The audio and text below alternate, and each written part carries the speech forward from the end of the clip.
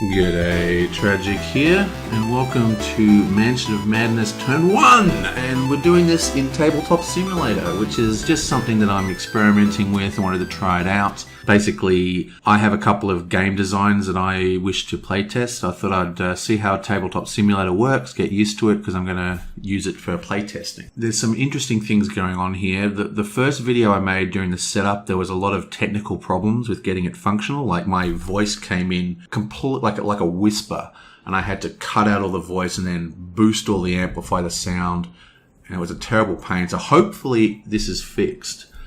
But also, as an addition, I've actually turned on the Mansion of Madness ambient music. So with any luck, that might sound pretty cool. Now, let me know what you think, whether I should continue with this, because it's not really playing live. But I don't know. We'll just see how it goes. Like I said, this isn't any kind of replacement for the normal board games. I just want to try something new. I thought it might be interesting to see how this application works. But if you guys aren't interested in seeing another game session of Mansion of Madness done in this fashion, let me know, and I'll just do a couple of episodes and then move on. Okay, so let's get started, shall we? Now remember, unfortunately, my keyboard is a bucket spring keyboard, so you're going to hear lots of clacking noises as I press keys. There's nothing I can do about that. I'm sorry, I'm not going to go out and buy a new keyboard. Okay, so here we are. Now, I actually found a cool trick which I can do. Basically, this is Kate, is the yellow pawn. So I can actually come down and name her Kate. And I'll call her Investigator 1. This one is Vincent, and that's green. So now if I hover over, it says Kate. So I'm going to call this one 2, Vincent. And the red one is Harvey. The blue is Gloria. And the white is Agatha. All right, and that might be a bit better way of doing it instead of using, I've still got these little things just so I can keep track of what color's who. Anyway, let's get on with this. Now the first thing we need to do is untie our little dude here. What I might do is I can set up, we'll call that control 3. I just set up little cameras for the different investigators. Yeah, so basically we have the rope on poor old Vincent here. So we need to do an attempt to unlock that, and it's an agility test. And his agility is only 2, which is a horribly bad way of doing it. Now, I think basically, where is he? Harvey Walters here has as an action, he can give a clue to another person. So he's going to go first, and he is going to give a clue to Vincent here. Just make sure I'm reading that correctly. Another investigator within range gains 1 clue. Okay, so there we go, that's done. And for his second action, he's going to open this door. When you approach the lone exit, you can tell the padlock is antiquated. You might be able to disable it. Pick the lock, smash the lock. Okay, well, since it's given us the clue to disable it, let's pick the lock. The padlock chills your palm as you work the interior mechanisms. Tap to attempt the puzzle using observation. Okay, now his observation is 4. Okay, that's good. It's 4 turns. Now remember, we are in darkness, so there's not much we can do here. 1, 2, 3. Yeah. Okay. Oh wait. 1, 2, 3. Yeah. Unfortunately, it's going to take 5 turns to do this. Now, when my last game taught me that clues are worth their weight in gold, I really don't want to spend these unless I have to. So anyone with an observation of 5, 4, no. Yeah, she has an observation of 5. I wish she did this. Oh well, doesn't matter. So that was a pretty bad start. There's definitely no way I can do this in 4 turns. So 1, 2, 3, 4. Now we can't spend a clue even because this is actually in darkness. There's a darkness token here. So you can't spend clues. Okay, so that's his turn. Now let's do Kate. Okay, so she's going to activate this guy. The table is stained and sharp metal implements have been left arranged around a small object glowing faintly in the dark. Search. I can't remember what accent I used. Oh well, doesn't matter. The same sort of glow was seen around the Wheatley farm around the same time all the trouble started. Whatever is happening up on the hill tonight is unnatural, like this bloody mess. I hope you have the stomach for it.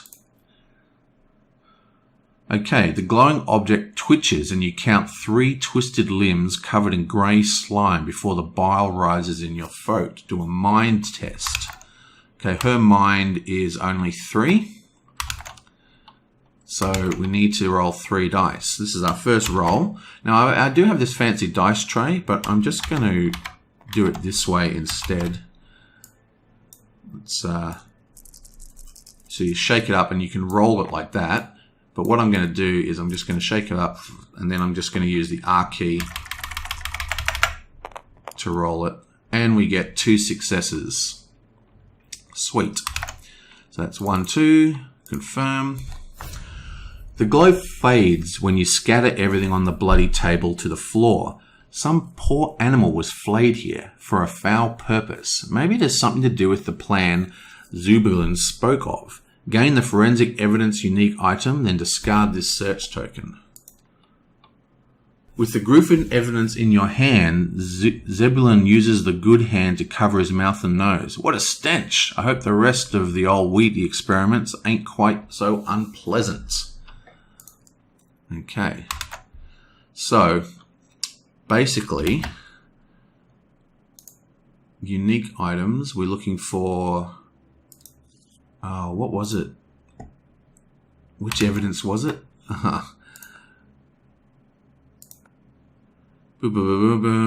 Forensic evidence we're looking for.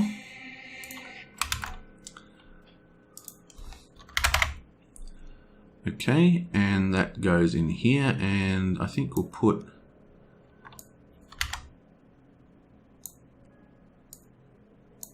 that over there.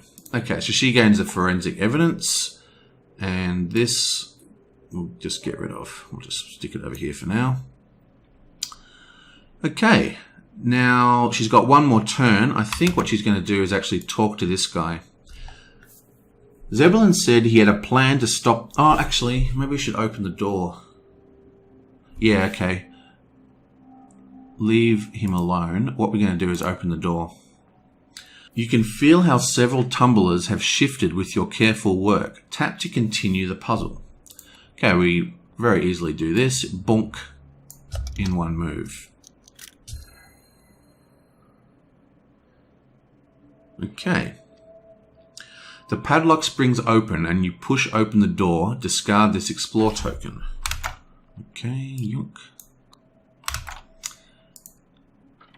The opening door reveals a tiled morgue lit only by guttering torchlight and a roadman standing guard. Place darkness in each of the morgue spaces. Okay.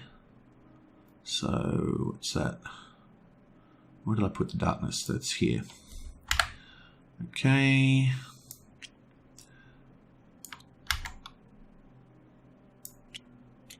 And another one. Yabonk. The man points one gnarled finger at you, screeching, "The test subjects are escaping!" You notice a silver glyph on the back of his hand flashing in the torchlight. Spawn a dark druid as indicated. Okay.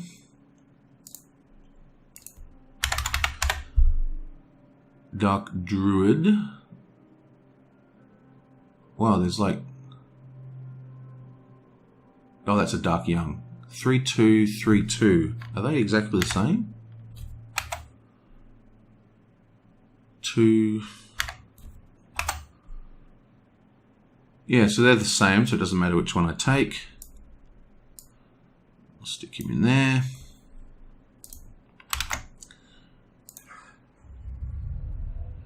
A metal ring on the wall holds a large torch, providing crude light in the morgue. Place a torch common item as indicated. Okay.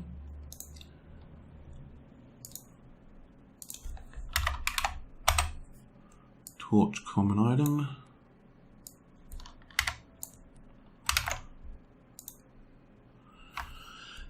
There is a strange pattern on the floor of the morgue. Place a search token as indicated. Okay, we've already got a search token. The morgue has one exit, but the wooden door does not have a handle. Place an explore token as indicated. Okay. You may move one space into the morgue. Okay. So, let's just lock these down.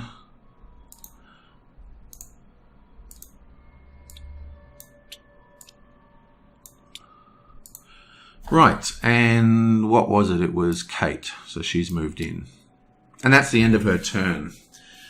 Now, I've completely forgotten that a guy with the gun is... You cannot move, so we can still... Oh, we can't shoot through doorways that's out of range. So, who has agility? Agility 2. Agility 3. Agility 3. It's pretty much no one. I guess at the start of your turn, if you have no clues, gain 1 clue. After you resolve a horror check, gain 1 clue. Okay, so we'll have... What I might do, and I've forgotten who's done what. Harvey's moved, and Yellow's moved. So I'll move the little tokens down to mark that I've actually taken their move. What we'll do here is...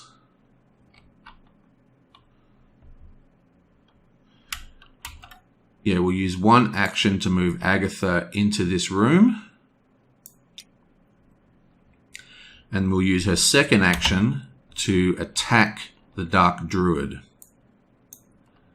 using Shriveling. Okay, so boom, boom, 8 damage. Attack. Attack with a spell. You struggle to pronounce the blasphemous phrase. Arcane words twisting your tongue. 2 lore check. If you pass, some primordial instinct guides your speech. The monster suffers damage equal to the spell's damage plus your test result. If you fail, your mouth cannot form the words and you stutter into silence. Okay, so her lore is 5. Excellent. So what we'll just do is we just need 2 more dice. I'm going to roll it 5 times. 1, 2, 3, 4, 5. Yeah, bam. And we get 2 successes. We do have multiple investigations, but remember there's darkness here, so we can't actually use them. So that is... Her spell does... Her spell does... what is it? 3 damage.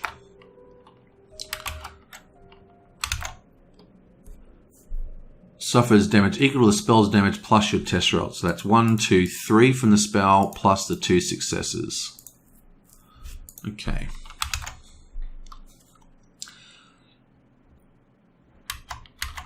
Now, I think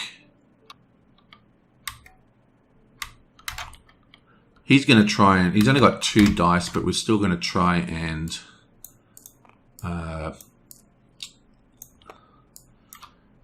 so he's using his first one. 1, 2, 3, 4, 5. Oh, look at that! 2 successes. So we rolled 2 agility, and we got 2 successes, which is what we needed to flip the rope. Yonk. You attempt to restrain it. Okay, we now have a new action. You attempt to restrain the subject. It's a 2 strength. If you pass, flip this card and give it to another investigator in your space. Okay, so we can tie people up. So I'm going to move that to that section. And he's only done 1 movement. So I think for his second action, because he can't move in there, I'm just going to speak to this guy. Zubulin said he had a plan to stop the cult that has been causing trouble. What is your plan? Smiling, Zubulin begins to explain. See, the cult that formed in Dunwich is led by a relative of mine, and the old Watley is a bit mad, wants to call up powers that need to stay buried. He set up the whole Sentinel Hill for the experiment scheduled tonight. Okay. If we can escape this hole, then we should stop his latest experiment before something awful happens. It ought not to be too hard, and I can follow behind even with my injuries. That is, if you think you can manage it. Gain 2 clues. Okay, so he's got a ton of clues. So it's another 2 clues. Wow, okay. He's got 4 clues already. And finally, we have Gloria. Gloria is going to use 1 action to move in here and her second action to attack the monster. Boom, attack, and she's attacking with a bladed weapon. I believe it is... Ooh, something... Oh, I think the computer just crashed. It's still... Hopefully it's still recording. Roll 1... Okay, it's a bladed weapon. So, attack with a spell. No, attack with a bladed weapon. You swap your weapon from hand to hand, circling your foe and looking for an opening. When you find one, you lunge forward with diabolical speed. Agility +1. The monster suffers damage equal to your test result. If you fail, you are too slow to act and... Okay, so we need 3 successes. Wow. So that's pretty hard. Her agility is 3, so we have 4 dice.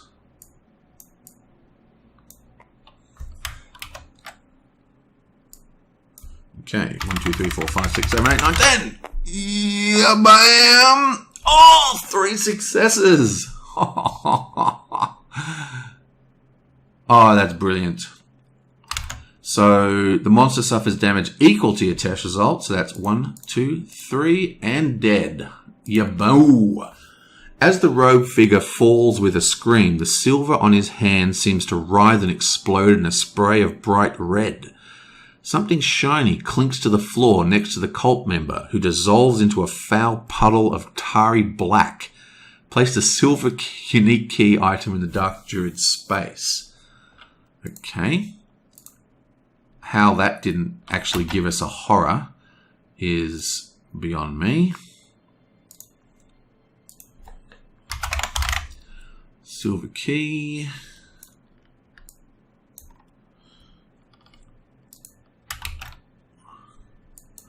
Okay, so that is gone. Let's stick this back over here with the monsters. Boom. And the silver key is back in that spot. And that is our first turn done. Okay, so that seemed to go pretty well. Hopefully there was a kind of hiccup where the screen flashed. Hopefully everything didn't break, and hopefully you'll be able to hear me. So what do? Go save game. Oh, we've got to go to the mythos phase. I'm such an idiot. Mythos. Boom.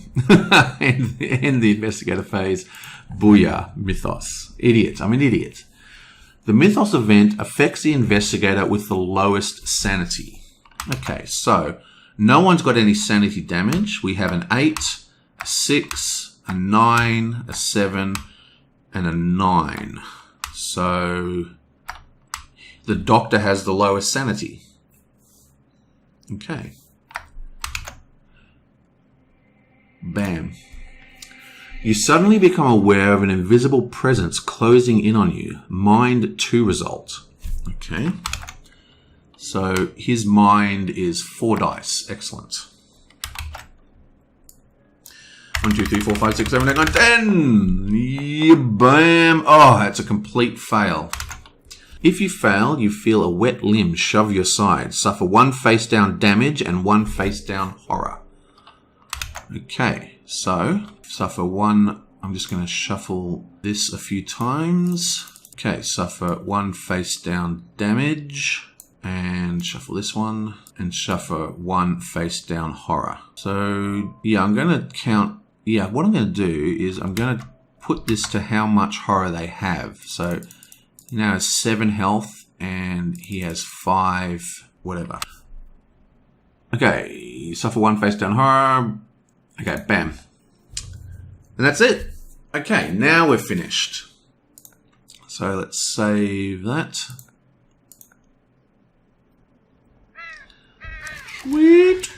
And I think that was a pretty successful first turn. Well, there seems to be a few teething problems still.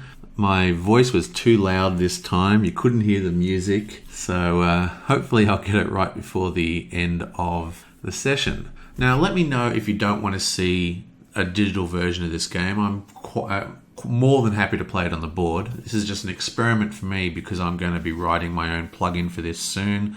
I want to see how the application works because I've designed a game that I want to build a prototype for in this application. But yeah, hopefully I'll get the sound fixed up. And also I've got to remember to zoom in on the cards more. I was watching the edit and they might be too hard to read. So I'll have to, the process, the methodology of doing it in this fashion needs to be improved. Anyway, I hope you enjoyed it and I will see you guys next time.